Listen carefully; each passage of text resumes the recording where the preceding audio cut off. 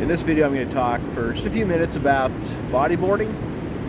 I've been bodyboarding off and on for most of my life, since I was about 7 or 8, I guess. And I really like it. I think it's a lot of fun, and I've learned a few things over the years on what to do, what not to do, and I'd like to share some of those quick tips with you. Help you understand how to have a successful, fulfilling, fun experience out bodyboarding, and how not to die, right? And so, first big point, as with the title, understand that bodyboarding is not surfing.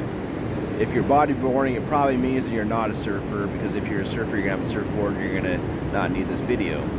So, as a novice, as someone who does not do this very much, there's definitely some pro tips that you should know, so that you have a good experience and you don't die.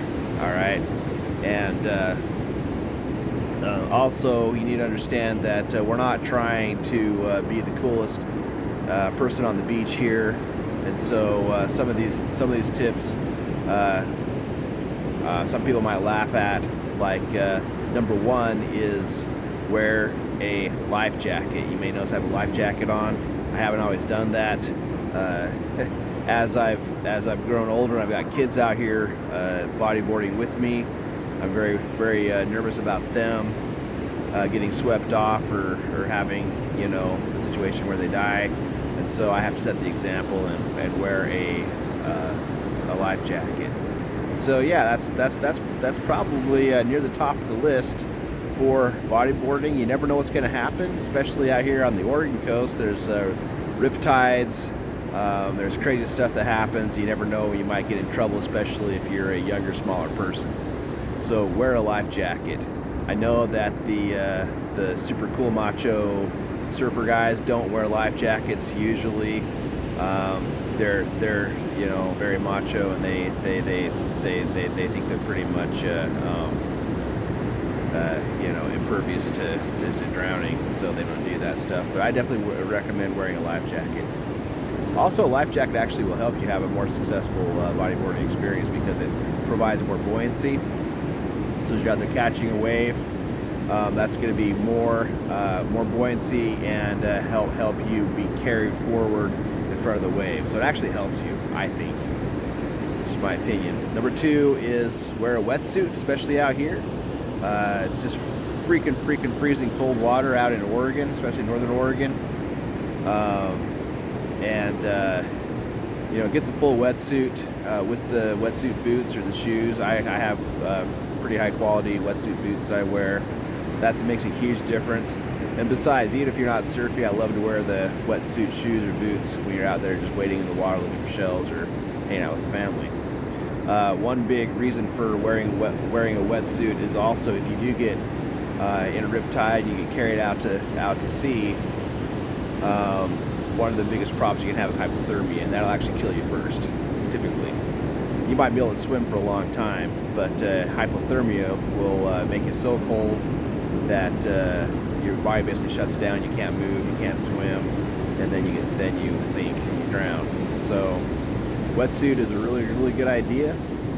Also, when you're picking a beach, this is a big mistake I've seen a lot. I've even tried it a few times at the work. Do not pick a beach that has a steep slope.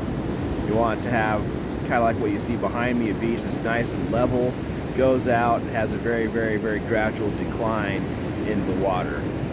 And so a nice level beach is really good, not a steep beach. Steep beach is horrible, because you need to be able to wade out there to where it's about up to your rib cage, up to your chest maybe at the most. And that's where you need to catch the waves. If you're a steep beach, you go out there 15, 20 feet, you're already there. It just drops off into the ocean. That's bad. That's not great. So nice even beach is what you want. Another is study the surf, study the waves. You want nice straight pipeline waves coming straight into the beach. You don't want a bunch of cross-cut waves that are coming in diagonally all the time and creating funny currents and just making things really technical and difficult. You want nice straight pipeline waves coming straight into the beach, no cross-cut squirrely stuff. And so where I'm at Eskimo Beach, I've come north, actually beyond where the houses are, and that's where I find the best bodyboarding here. That's actually where my place is that I'm staying, so that works out pretty well for me as well. And then also, if you watch the movies and you see the professional surfers out there, you'll notice that they get on their surfboard and they paddle out there and they duck dive under the waves. They get out there beyond the big waves. They flip around and they try to catch these big swells as they're breaking, and then they stand up and they ride that wave in. And that's really great. That's really cool. I'd love to do that. If I had the opportunity to do so, I'd love to do that. But I'm only here once a year, and I'm just not there. So I do bodyboarding. And so with bodyboarding, that's a different animal, somewhat.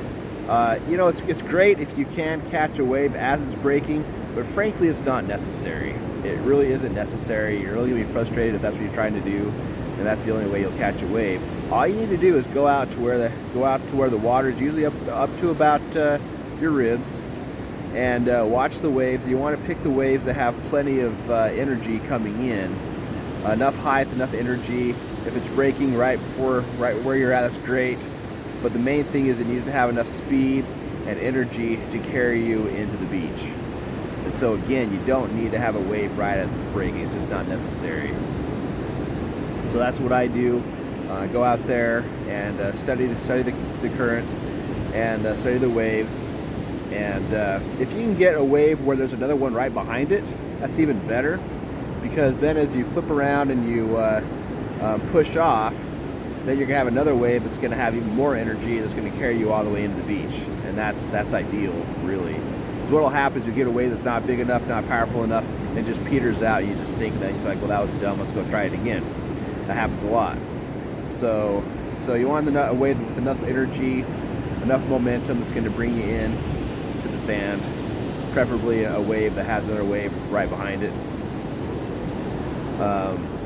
So the technique is once you make that leap to catch a wave, you try to get as much momentum towards the beach as you can, so you're already kind of riding the wave as it meets your board. And your board is really just it's like an umbrella in front of that wave, and the wave is just going to push your board and you into the beach.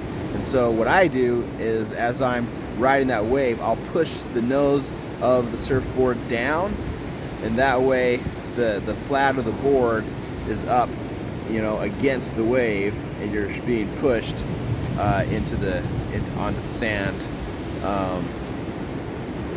It's not so much like you're riding it, but it's more like a drag machine where you're in front of the wave being pushed, and that's the technique I use. So push the nose down and ride it in.